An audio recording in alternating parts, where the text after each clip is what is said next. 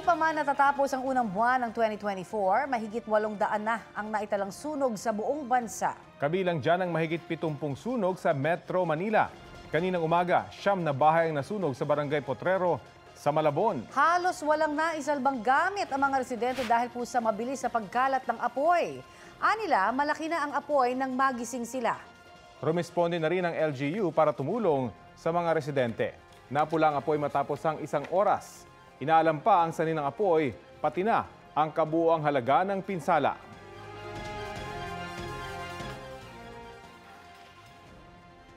Nagkasunog sa isang bahay sa Bagumbong, Caloocan. Hinihinalang nagsimula po ang apoy sa bodega kung saan may nakaimbak na construction materials. Balitang hatid ni James Agustin. Ginising na nagangalit na apoy ang mga residente ng isang subdivision sa Barangay 171, Bagumbong, North Caloocan kanina pasado alas 3 sa madaling araw. Mabilis na lumaki ang apoy dahil sa mga nakaimbak na gamit ng construction materials sa bodega ng isang bahay. Apektado rin ng sunog ang garahe. Kwento ni Mark, sinubukan pa nila magkakapit-bahay na apulahin ang apoy. Nagpanik rin po yung iba, kami po naging kalmado, tapos sinubukang apulahin po yung apoy, tapos yun po. Nagtawag ng bumbero, tapos kasi hindi po kinakaya ng mga tubig-tubig lang tsaka fire extinguisher. Ang family driver na si Rene nagtamo ng sugat sa kanang braso. Nang sumiklab ang apoy, agad daw niyang inilayo ang SUV na nakaparada sa bungad ng garahe. Nung tumutulong na ako na pilit kong apulayin yung apoy, may tumalsik sa akin na galing sa loob na siguro may mga stock kasi kami dyan na may ibang gamit eh. Yung wall na yan, dyan siya nagsimula. Pero umangat na yung apoy. So maganda dito sa kisame, sa ceiling. Yun yung start ng tapos mabilis na kumalat eh. Ang bilis ng pangyayari. Umabot sa unang alarma ang sunog. Nasa 8 fire truck ang kinailangan rumisponde sa lugar. Iniimbestigahan pa ng Bureau of Fire Protection ng sanhi ng apoy at ang kabuang halaga ng pinsala. Napula ang sunog bago mag-alas 4 ng madaling araw. James Agustin, nagbabalita para sa GMA Integrated News. Nagpaalala ang PHIVOLCS tungkol sa umiigting na aktibidad ng Mount Bulusan sa Sorsogon. Sa nakalipas na 24 oras, nakapagtala ang PHIVOLCS ng 71 pagyanig. Noong isang araw, 18 lang yan. Naobserbahan din ang pagsingaw ng usok na napapadpad sa timog kanlurang direksyon. Kapag nagtuloy-tuloy yan, sinabi ng PHIVOLCS na posibleng magkaroon ng pagsabog sa bulkan. Nananatili ito sa Alert Level 1.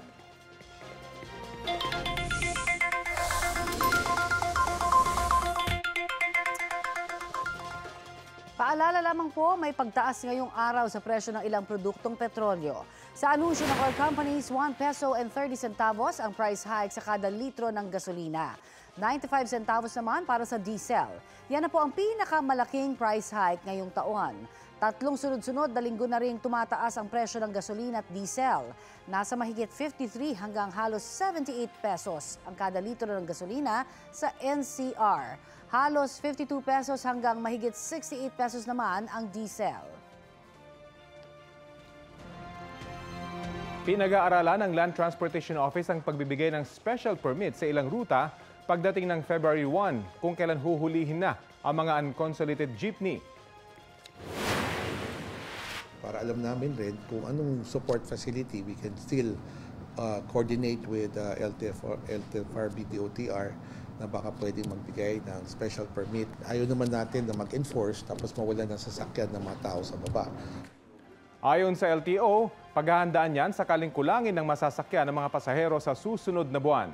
Binibigyan kasi ng hanggang January 31 ang unconsolidated jeepney units na makasali sa mga nabuo ng kooperatiba o korporasyon. Sa February 1, huhulihin na kasi sila dahil sa pagiging kolorum.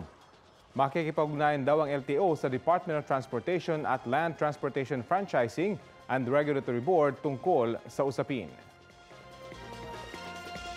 Nasa Pilipinas na si United Nations Special Rapporteur Eileen Can. Susuriin ni Can ang lagay ng freedom of opinion and expression sa bansa.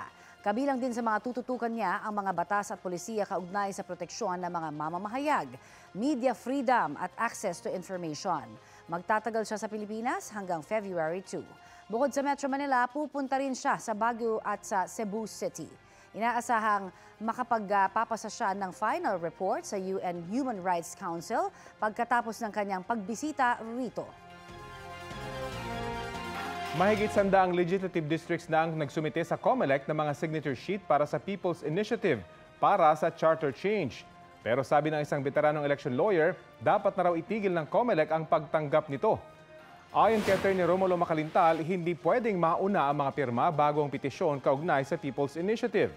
Alinsunod sa desisyon ng Korte Suprema, kailangang nabasa muna ng mga pumirma ang petisyon. Kaya naman may tuturing daw na walang halaga ang signature sheets at hindi pwedeng maging basihan ng People's Initiative.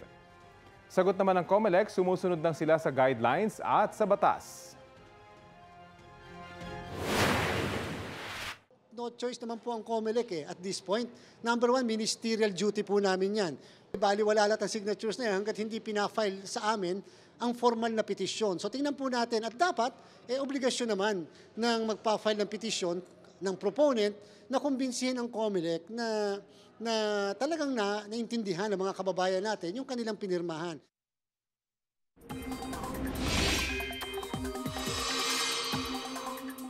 Mga kapuso, malaking bahagi ng bansa ang kinakapos ngayon sa ulan. Base po sa datos ng Pag-asa mula January 1 hanggang January 21, way below normal rainfall ang naitala sa halos buong Northern at Central Luzon, kasama po ang Metro Manila at ilang bahagi ng Calabarzon at Palawan. Yan yung kulay pula na makikita po ninyo sa mapa. Kulay dilaw naman ang ilang lugar na indikasyon ng below normal rainfall amount. Ilang bahagi rin po ng Visayas at Mindanao ang kinukulang sa tubig ulan. Nakatulong naman daw kahit papaano sa ilang bahagi ng Mindanao, partikular sa ilang lugar sa Caraga Region, Davao Region, Soc-Sargen, BARMM at Northern Mindanao, ang pag-iral ng shear line nitong nakalipas na linggo para makapagtala roon ng near normal at above normal rainfall amount. Yan yung mga nakikita po ninyong kulay green at blue sa mapa. Sapat din po ang ulan sa ngayon sa ilang bahagi ng Palawan, Romblon, Quezon at Bicol Region. Sa ngayon, wala na hong umiiral na shear line. Wala ring namamata ang low pressure area sa loob o labas ng Philippine Area of Responsibility. Hanging amihan pa rin po ang nakakaapekto sa Northern Luzon, habang posible naman po ang mga local thunderstorms sa iba pang panig ng bansa ayon sa Pag-asa. Nakataas ngayon ang rainfall advisory sa Batanes, Cagayan, kasama na po dyan ang Babuyan Islands at sa ilang panig ng Isabela, Apayao at Kalinga. Pinaalerto ang mga residente mula po sa banta ng baha o landslide. Tatagal ang rainfall advisory hanggang 11:30 ngayong umaga. Posible rin po ang ulan sa ilang pang pahagi ng Luzon, kasama na ang Metro Manila, Visayas at Mindanao hanggang mamayang gabi base sa rainfall forecast ng Metro Weather. Ngayon pong araw na itala ang 15.5 degrees Celsius na minimum temperature sa La Trinidad, Benguet. 16.2 degrees Celsius sa City of Pines, Baguio. 16.8 degrees Celsius sa Basco, Batanes. 19 degrees Celsius naman sa Malay-Balay, Bukidnon. Habang 23.6 degrees Celsius dito sa Quezon City.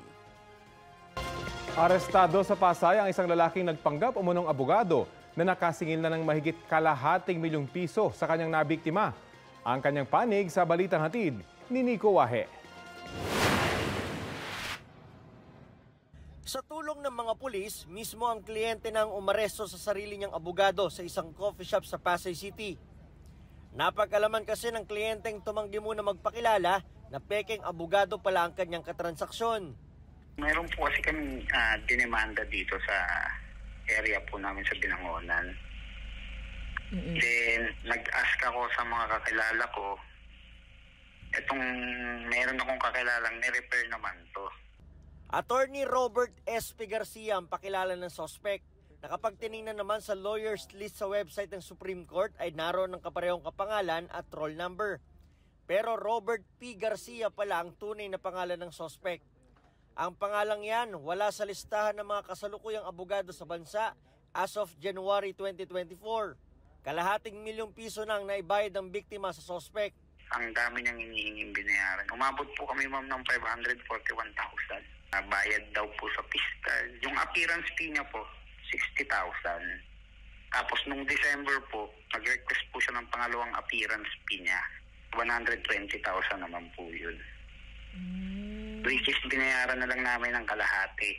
Si Garcia pa raw ang humarap at kumatawan sa biktima sa mga preliminary investigation ng kasong isinampa nito. 4 na beses daw itong humarap at nakapirma bilang abogado sa piskalya. Pero nagtaka na raw ang biktima na manghingi raw si Garcia ng Christmas gift. Christmas gift po na worth 60,000. Tapos umalma po ako, bumaba yun ng 30 hanggang sa naging 20. Pero hindi po ako nagbigay. Tapos pinacheck ko na po siya sa ibang abogado. Nagpa-second opinion na po kami. Dito na napag-alaman na peke ang maraming dokumentong ipinakita ni Garcia, maging mga ipinanotaryo mga dokumento at mga ID nito. Nahanap din daw ng biktima ang tunay na attorney Robert S.P. Garcia. Hindi kasi namin alam na gano'n yung proseso ng pagpa-filing ng case, kaya sige lang po ng sige. Ang pagbibigay ng kalahati ng bayad ng second acceptance fee ang naging daan para makorner si Garcia. Umamin naman si Garcia na hindi talaga siya abogado, pero nag-aral daw ng abogasya kaya maalam sa batas. Nag-aral po ako ng law pero hindi po ako nakapasa sa bar. Giit niya, hindi naman daw siya nagpakilalang abogado sa biktima, kundi konsultat lang. Hindi rin lang daw siyang nakinabang sa mga ibinayad ng biktima. Yun pong nag-repair sa akin. Yun nag-repair. Meron din po yung bibigyan din po doon. Magaling lang daw ito magsalita eh. Magaling magsuot. Akala mo talaga lawyer. Kaya yun, napaniwala ito ngayon na complainant natin. Kinasuhan namin siya ng swindling estafa. Nico Wahe, nagbabalita para sa GMA Integrated News. Samantala, ang pagkontrol sa inflation o bilis po ng taas presyo ng mga bilihin at serbisyo ang nangungunang aalalahanin ng mga Pilipino. Batay po yan sa survey ng Octa Research Group nitong huling quarter ng 2023. Sinundan po yan ang pagkakaroon ng murang pagkain tulad ng bigas, gulay at karne. Ikatlo naman ang mas maraming trabaho, umento sa sahod at pagsugpo sa kahirapan. 1% ng mga respondent ang nagsabing urgent concern ang tungkol sa pagbabago o pag-amyenda sa konstitusyon. 1,200 Pilipino ang sumagot sa survey. May margin of error yan na plus minus 3%. Wala pang komento ang Malacanang tungkol sa survey. Halos 3 milyong piso ang ninakaw umano sa dating TV host na si Robert Alejandro na lumalaban ngayon sa cancer. Suspect ang kanyang mismong caregiver. Balita hatid ni Jonathan Andal. Papasalamat lang ako na buhay pa ako. Tapos naiiyak na humarap sa GMA Integrated News si Robert Alejandro o mas kilala bilang Kuya Robert sa programa niya dati sa GMA na Art is School. Bukod kasi sa sakit niyang colon cancer na 8 taon na niyang nilalabanan, iniinda rin niya ngayon ang nawawala niyang life savings na halos 3 milyong piso na nilimas di umano ng kanyang mismong caregiver. nakikita naman niya yung kalagayan ko. Yung hirap na hirap kami mabuhay. Tapos ito yung gagawin niya. Kailangan ko yun para sa ospital, ganun. Buti kung healthy pa ako, pwede pa ako magtrabaho para mag-ipon pa. December 17 niya natuklasan ng nawawalang pera. Sabi ng bangko, lahat naman daw ng transaksyon ay galing sa kanya mismong cellphone. Suspetsya ni Robert, pinakikialaman ng caregiver ang kanyang cellphone habang siya'y tulog. Dahil dito humingi ng tulong si Robert sa pulisya. Lumabas sa investigasyon na gamit ang cellphone ni Robert, nagpapadala ng pera ang caregiver sa mga ahente ng isabong. Nalocate naman namin yung number, then natawagan yon. Nag-confirm naman yung mga yon, yung pinapadala pala sa kanila ng suspect. Then sila naman loloadan nila sa isabong account yung suspect. 2 buwan pa lang daw inaalagaan si Robert ng caregiver na kinilala ng pulisya bilang si Deo Angeles. Ang gusto ko sabihin sa kanya, huwag na niya gawin to. Yung hindi lang siya kumukuha ng pera, kundi pati yung buhay ng mga dapat niyang alagaan. Napakasama. Pinuntahan namin ang suspect sa kanyang bahay para kunin ang kanyang panig pero hindi siya humarap sa amin. Jonathan Nandal, nagbabalita para sa GMA Integrated News. Pag-usapan po natin ang importasyon ng bigas at iba pang issue sa agrikultura. Nakasalang po sa Balitang Hali si Federation of Free Farmers Cooperatives National Manager Raul Montemayor. Magandang umaga po at welcome sa Balitang Hali, sir. Yes, good morning din po sa inyo. Okay, ito ho, unahin na natin yung projection ng US Department of Agriculture na hanggang ngayong taon, baka #1 importer pa rin daw tayo ng bigas. Ano po ang reaction natin dyan? Well, maliban sa #1 tayo, mas mataas tayo kasi sa China. Kaya medyo nakalamang tayo ng konti in that case.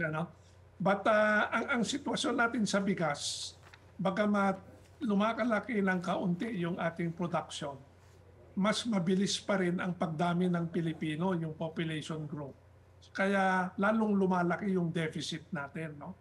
Last year, 20% ng ating kinakain sa isang buong taon ay kailangan nating angkatin. Yun ang kakulangan natin. At this year, kukunti lang yung improvement sa ating production, pero dumami na naman yung mga Pilipino na kumakain ng bigas. So, it's very possible na yung deficit natin ay lalaki to such an extent na #1 importer nga tayo sa buong mundo.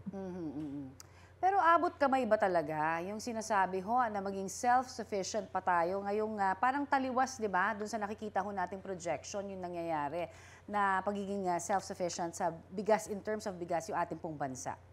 Oo, sa ngayon, imbis na papalapit tayo sa ganong adhikain, papalayo tayo. And kahit na maging 100% self-sufficient tayo, ang problema natin, because of the rice tariffication law, binuksan din natin yung merkado natin sa importer. So kahit na sapat yung supply natin, kung mas mahal siya kaysa yung imported na bigas, papasok pa rin yung imported, magkakaroon ng supply glut at babagsak yung presyo ng palay dito sa Pilipinas. So aside from achieving self-sufficiency, we have to address the issue of competitiveness against imports.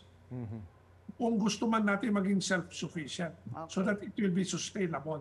Okay. Sa sibuyas naman po, ano po yung magiging epekto ng pagsuspindi ng Pilipinas sa pag-angkat ng sibuyas? Technically, bawal yun under WTO rules. Hindi pwedeng hadlangan ng gobyerno ang pagpasok ng mga imported products unless merong dalang sakit yung produktong yon o nakakapinsala sa hayop o sa halaman o sa tao. So they have to be very careful how they do it. Kung sasabihin nilang hindi pwedeng magpapasok kasi umaani yung mga magsasaka natin, sa punto de vista ng World Trade Organization, that is a violation of the rules. So dapat maging competitive yung ating produkto imbis na harangan yung pagpasok ng mga produkto. Oo. So they have to do it very discreetly.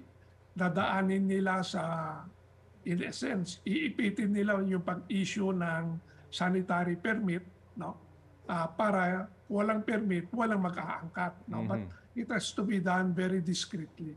At yan po yung ginagawa ng ibang bansa, hindi ho ba? Mapunta naman po tayo doon sa mga highland vegetables na dahil sa oversupply ay tinatapon o kaya nabubulok na lang. Paano po kaya ito matutugunan? Masalimot na problema yan. It all starts with yung production side. Sabay-sabay nagtatanim, sabay-sabay nag-aani. At dumadating ang panahon na pag-ani nila, sobra-sobrang ani, pero yung market mo ay limited naman. So ang next step dyan, di ilagay sa storage yung hindi maibibenta. Yun na ang ginagawa ng paraan ng gobyerno ngayon, pero it will take some time. And then pag nasa storage na yan, paano mo dadalhin eventually from the storage to the market at the cheapest possible way. Marketing issue naman yon, logistics issue na dapat din asikasuhin. Okay. So the solution has to be comprehensive. Ayun na nga. At dapat whole of government approach ang mangyayari dito. Sige po, maraming salamat po sa oras na ibinahagi niyo po sa amin. Salamat din po. Good morning. Good morning po si Federation of Free Farmers Cooperatives National Manager Raul Montemayor. Sa Davao Region, 16 po ang bagong bilang ng mga nasawi dahil sa pag-uulan at landslide na dulot pa rin ng shear line. Base po yan sa latest report ng National Disaster Risk Reduction and Management Council. Karamihan po sa kanila nasawi sa landslide sa Mount Diwata sa Moncayo, Davao de Oro. Mahigit 703,000 na tao po naman ang apektado ng masamang panahon. Mahigit 64 million pesos ang halaga ng pinsala sa agrikultura. Inanunsyo ni Vice President Sara Duterte na tatakbo siya sa susunod na eleksyon. Kalingog ko, ako ang igsuon, si Mayor Baste o ako ang maguwag, si Congressman Pulong, nagsulti sila nga di sila magagan. Basi, di sila magagan sa sunod na eleksyon. Hindi nga lang binanggit ni VP Duterte kung anong posisyon. Sa 2028 matatapos ang termino ni Duterte bilang Vice President. Sa 2025 naman ang susunod na eleksyon sa bansa para sa mga senator, congressman at LGU official. May apila si Senador Ronald De La Rosa kay Pangulong Bongbong Marcos. Kasunod po yan ang impormasyong pinapasok na ang International Criminal Court o ICC sa Pilipinas. What I am asking for this government is to be man enough to please tell us what's the real score. Sabihan lang. Wala namang problema dyan. Sabihan lang, wala lang patalikod na transaksyon. Reaksyon po yan ni De La Rosa matapos banggitin ni dating Senador Antonio Trillanes IV na tapos nang kumalap ng ebidensya ang ICC laban kay dating Pangulong Rodrigo Duterte at iba pang opisyal kaugnay sa war on drugs ng dating administrasyon. Si De La Rosa ang PNP chief noong kasagsaga ng drug war. Sabi ng senador, handa naman siyang makipagtulungan sa ICC sakaling pinapasok na nga sila ng gobyerno sa bansa. Sinisika pa namin kunin ang pahayag ng Malacanang at Department of Justice kaugnay niyan. Noong unang linggo ng Enero, sinabi ni Solicitor General Nenado Guevara na hindi naman obligado ang Pilipinas na makipagtulungan sa ICC. Pero batay po sa Rome Statute na bumuo sa ICC at sa utos na rin ng Korte Suprema noong 2021, obligado pa rin ang Pilipinas na makipagtulungan sa investigasyon kahit kumalas na ang Pilipinas sa ICC noong March 2019. Na balita po tayo. Kita pa sa mukha ng isang lola sa Midsalip, Zamboanga del Sur ang black eye at pasa mula sa pambubugbog umano ng kanyang dalawang apo. Kwento ng 64 anyos na lola, nanghingi sa kanya ng pang-inom ang mga apo nang nakainom na. Tinanggihan niya raw sila at doon na nagalit ang dalawa. Ginulpi nila ang kanilang lola na nag-akusa rin sa kanilang nagnakaw umano ng pera sa kapitbahay. Hinuli ang dalawa na tumangging magbigay ng pahayag. Maharap sila sa karampatang reklamo. Nahulog sa tulay sa Batangas City ang 23 anyos na lalaki matapos sumalpok ang motorsiklo sa concrete barrier. Sa investigasyon, nawala ng kontrol ang rider sa palusong na bahagi ng bypass road. Hindi na dinala sa ospital ang biktima matapos hindi makita ang pulso ng responding medic. Sabi ng pulisya, maaaring nakainom at mabilis ang takbo ng motor. Ayon naman sa kapatid ng lalaki, hindi uminom noong araw na yon ang kanyang kapatid. Inabsuelto ng Sandigan Bayan 4th Division si dating Makati City Mayor Elenita Binay sa mga kasong graft at malversation. Kaugnay po ito sa umano'y maanumalyang 9.9 million peso supply contract para sa mga gamit sa ospital ng Makati. Naaprubahan umano ang mga kontrata kahit hindi dumaan sa public bidding. Base sa desisyon ng Korte, hindi napatunayan ng prosekusyon na guilty beyond reasonable doubt ang dating alkalde. Pinawalang sala rin ang mga kapwa-akusado ni Binay maliban sa dalawa. Hinatulang guilty sa kasong graft ang mga tauhan o dating tauhan ng Makati City Government na sina Conrado Pamintuan at Jaime de los Reyes. Sinintensyahan sila ng 6 hanggang 8 taong pagkakakulong. Iaapila ng dalawa ang desisyon ng Anti-Graft Court. Tumanggi namang magbigay ng reaksyon si Binay. Kinundinan ni dating Pangulong Rodrigo Duterte ang umano'y suhulan kapalit ng pirma para sa charter change. Sa isang interview, sinabi ni Duterte na hindi siya pabor sa People's Initiative sakaling totoo ang umano'y pamimigay ng pera sa signature drive. Magiging kasiraan daw sa bansa ang konstitusyon sakaling madaliin ang pag-amenda rito sa tulong ng pamimigay ng pera.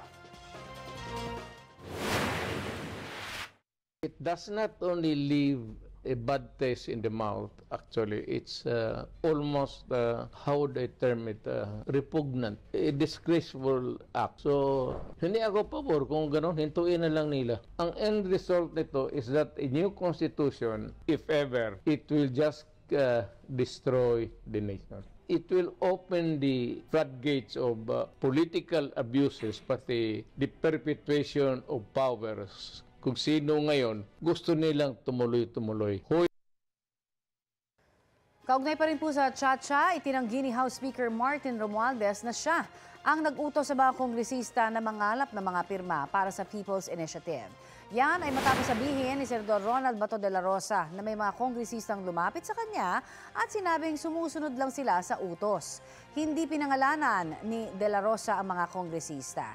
Base raw sa pagkakakwento, lumalabas na si Romualdez ang nag-utos sa kanila. Boss, pasensya ka na, just following orders lang kami. May orders yung aming speaker. So, sunod lang kami sa order. Following orders lang daw sila. So, wala tayong, mahirap din sisihin mo sila. Pero, kung tutuusin, pwede talaga sisihin. Bakit ba? Porque order, sunod ka na rin na sunod. Nakikinabang ka rin siguro dyan sa order na yan. May kumpas si Speaker Martin Romualdez or you believe? Yun ang sabi sa akin ng congressman eh. Yun ang sabi sa akin. Hindi ko na sabihin kung sino. Senator Bato talking, I don't know what he's talking about. He has not mentioned any congressman, so I don't respond to. No. So you didn't give any orders po? Pinag-iisipan ng Land Transportation Office kung dapat nang iparehistro ang lahat ng klase ng mga e-bike. Balitang hatid ni Katrina Son. Kabuhayan para sa ilan ng nauusong e-bike. Ang delivery rider na si Nestor, dati bisikleta ang gamit. Ngayon, e-bike na DIY niya. Nadi-deliver namin yung food, nakakabalik agad kami dito. Ang laki ng naiba, ma'am eh. Simula nung nag-e-bike ako, ma'am eh. Praktikal na transportasyon naman ito para kay Julius. Hindi na nagpapagas, tapos mas malaki yung naiuwi sa pamilya ko. Dahil marami na ngang nag-e-bike, may mga e-bike rental shop na nga tulad nito. Sa halagang 250 pesos marerentahan na ang e-bike tulad nito at 24 hours na raw iyon. Kailangan po ma'am ID lang tapos cellphone kasi doon namin i-install yung application para ma-on and off yung unit po. Kada araw, aabot daw sa mahigit 4 na po ang nag-aarkila sa kanila ng e-bike. Karamihay walang lisensya. Noong nakarang taon, nakapagtala ang MMDA ng mahigit 500 aksidente na kinasasangkutan ng e-bike sa Metro Manila. Dapat kumuha talaga. Road safety and kumbaga sa para kung paano sila gumamit ng karsada. Dati nang naglabas ng klasifikasyon ng LTO sa mga electronic vehicle na dapat iparehistro o kaya'y dapat may lisensya ang magmamaneho. Pinag-uusapan daw kung dapat itong higpitan. Pag tumatakbo yan ng less than 25 kilometers per hour, hindi kailangan irehistro sa LTO. No? Although we'd like to deviate from that thinking, so we are coming up with a proposal that regardless of the speed of the vehicle, kailangan rehistrado sa LTO. Bike pa din naman po siya eh. Yung bike po ba kailangan din po ba ng pag maglilisensya po, para dun po sa mabibilis. Katrina Son, nagbabalita para sa GMA Integrated News.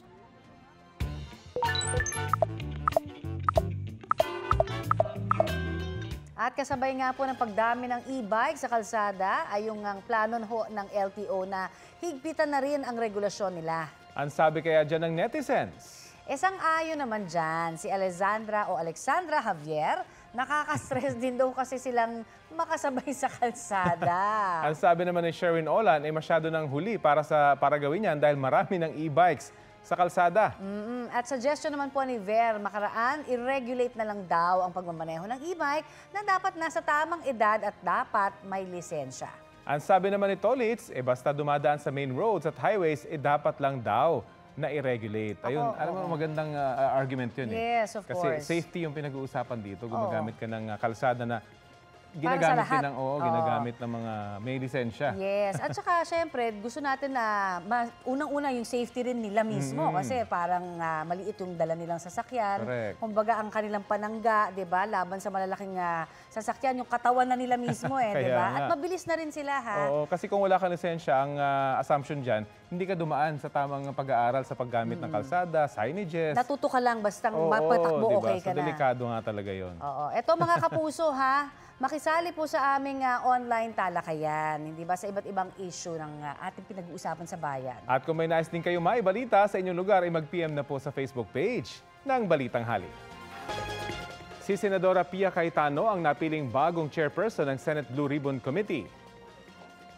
Ayon kay Minority Leader Coco Pimentel, si Cayetano ang unang babaeng hahawak sa posisyon. Tungkulin ng Blue Ribbon Committee na imbestigahan ang mga anomalya sa mga ahensya ng gobyerno at mga kawani nito. Pinalitan ni Cayetano si Senator Francis Tolentino na naghain ng kanyang resignation. Hindi naman nagbago ang komposisyon ng komite.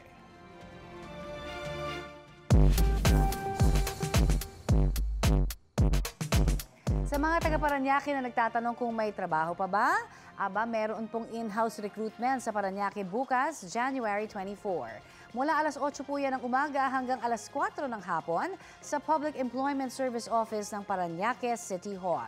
Para makapag-apply, bisitahin po ang official Facebook page ng Parañaque LGU at sagutan ang form. May mega job fair naman sa Caloocan City sa January 26 sa Caloocan City Sports Complex. Magsisimula po yan alas 8 ng umaga hanggang alas 4 ng hapon. Para po sa mga nais mag-apply, magdala ng resume at valid ID. Dahil po sa malamig na panahon, tinatrangkaso ang mga alagang baka at kalabaw sa Calasiao, Pangasinan. Kabilang sa mga sintomas ng bovine ephemeral fever, ang kawalan ng gana sa pagkain. Payo ng Provincial Agriculture Office sa mga may-ari ng baka at kalabaw, i-monitor ang mga alaga para maprotektahan sa banta ng sakit. Nagbibigay na rin ng tanggapan ng mga bitamina para palakasin ang resistensya ng mga hayop. Ayon sa ilang livestock owner, may kamahalan ang pagkonsulta sa veterinaryo kaya kanya-kanyang pag-iingat na lang sila. Mahalaga raw na mai-report agad ang sintomas para maagapan ang sakit ngayong malamig ang panahon. Nagkomento na si Pangulong Bongbong Marcos kaugnay po sa ilang maiinit na usapin sa bansa tulad ng pagsulong sa charter change at pagpasok umano ng International Criminal Court sa Pilipinas. Detalye tayo sa ulat on the spot ni Ivan Mayrina. Ivan?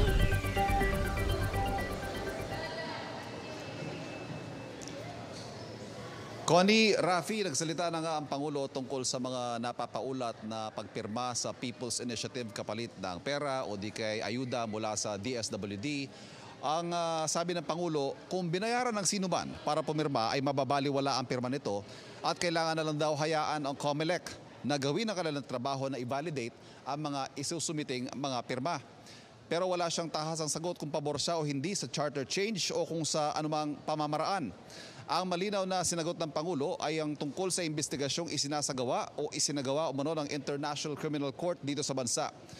Muli ginit ng Pangulo na hindi kinikilala ng Pilipinas ang jurisdiction ng ICC sa atin at nakikita niya banta sa soberanya ng bansa ang investigasyong ito ng ICC. Pwede raw sila pumunta sa bansa bilang mga ordinaryong bisita pero hindi raw tayo tutulong sa kanilang investigasyon.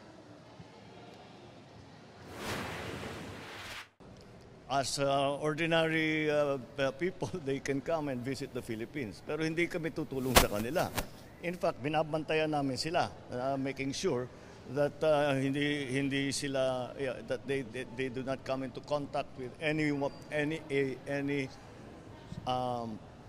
agency of government. And if they are contacting agencies of government, na sasabihin yung whatever, policeman, local government, sabihin wag niyong sasagutin.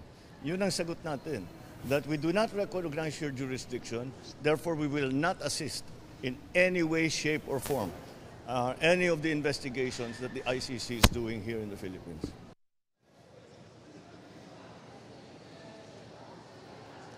Samantala, Rafi, Connie, formal nang inilunsad ng Lung Center of the Philippines at ng National Kidney and Transplant Institute ang Lung Transplant Program, ang kauna-unahang lung transplant program sa bansa.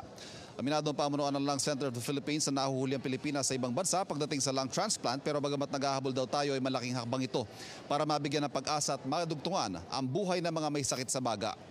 Ang paglulunsad ng programa ay sinabay sa ika-42 araw ng pagkakatatag ng Lung Center of the Philippines, January 23, 1982, sa panahon ni Nooy Pangulong Ferdinand Marcos Sr.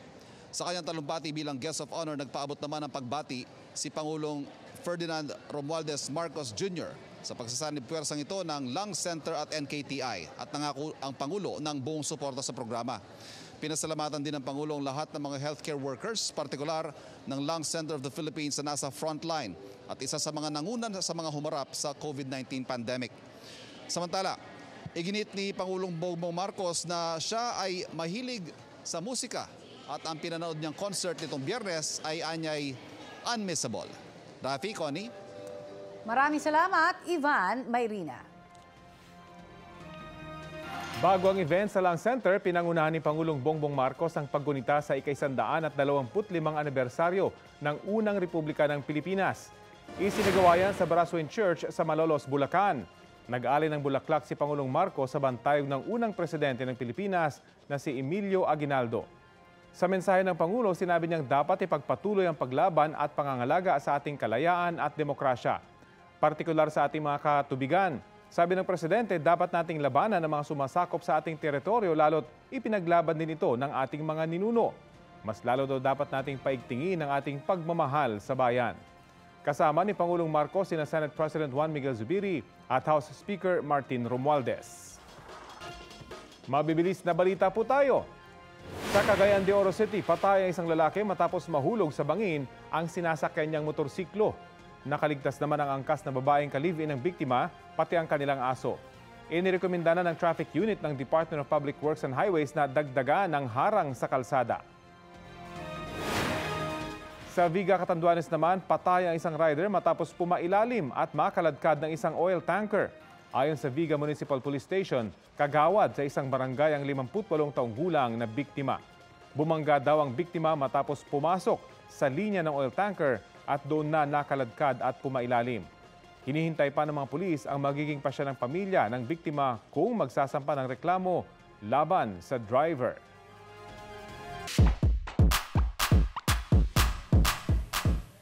Kapag ganito pong season, marami ang bumabiyahe pa norte para sa malamig na klima. Kaya nga, gaya na lang isang lalaki na tagumpay na naakyat ang tourist spot sa Sagada Mountain Province sa kabila ng kanyang kondisyon. Asos, awan, delikado din mo. Delikado din, baka po ko. Yun, no? Putol man po ang isang hita, buong tapang na sinubukan ni Migs Ortilla ang rappelling sa Sumaging Cave. Isa po yan sa mga adventure niya nang pumasyal sa Sagada for the first time. Hindi rin siya nagpaawat na mag-trek para bisitahin ang sikat na hanging caves doon. Kwento ng misis niyang si Camille, 1998 nang ma-diagnose na may cancer ang 11-year-old noong si Migs. Pinutulan siya ng isang hita sa kaparehong taon at binigyan na lang ng 6 na buwang taning. Dahil sa kanyang pananampalataya at sa suporta ng kanyang loved ones, cancer-free na po ngayon si Migs at magse-celebrate ng 37th birthday bukas. Wow! Advance happy birthday sa iyo, Migs! Ang galing! Talagang ang naglilimita lang sa ating kakayanan, yung ating isipan din mismo, di ba? At mahirap yung ginawa niya, spelunking, ha? Isa lang, madulas yan eh. Oo. Madulas yan yung gilid ng... Mahirap na yan sa may dalawang paa, di ba? Paano pa yung isa ang galing? So makikita mo yung kanyang... Yes, determination is the word. Ang galing. Yes, so, Idol. Magsisilbi kang inspirasyon sa aming lahat. And of course, ini-enjoy niya, di ba? Yung ganito, na adventure para sa mga may kapansanan. Mahirap kasi sa Pilipinas eh, kasi dapat maging, mas diba? friendly tayo sa PWDs. Yung mga tourist spots natin, mas maging friendly pa dapat. Happy birthday, Migs! Happy birthday! At ito po ang Balitang Hali, bahagi kami ng mas malaking misyon. Ako po si Connie Season. Rafi Tima po. Kasama niyo rin po ako, Aubrey Carampel. Para sa mas malawak na paglilingkod sa bayan. Mula sa GMA Integrated News, ang News Authority ng Filipino. Kapuso, alamin ang maiinit na balita. Bisitahin at mag-subscribe sa GMA Integrated News sa YouTube. Sa mga kapuso abroad, samahan niyo kami sa GMA Pinoy TV at sa www.gmanews.tv.